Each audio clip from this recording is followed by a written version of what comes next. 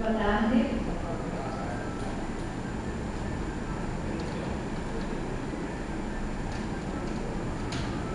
Gente, eu sou a professora Marcela. Fui a candidata mulher mais nova a representar o Partido dos Trabalhadores em Pernambuco nas eleições de 2008.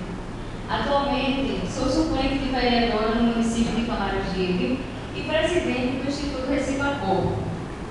Minha militância pelo PT começou aos 13 anos de idade, isso em 1998.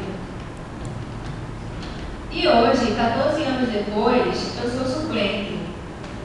Esse encontro é muito importante tanto para mim quanto para todos que estão aqui, porque hoje vamos discutir sobre o futuro de nossa juventude.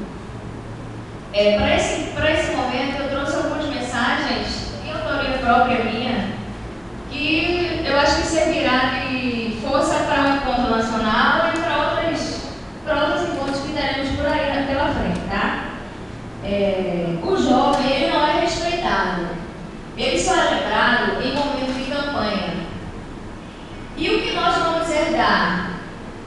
Vamos herdar um aquecimento global e vamos herdar também uma nova droga que se chama crack, tá? O jovem, ele vai passar por uma mudança, assim como o nosso presidente Jorge Pérez falou, que nós vamos herdar o partido praticamente, porque vai haver uma mudança. Então, os jovens, eles vão herdar o partido, mas também vão herdar muitas outras coisas que foram falha de nossos políticos no passado.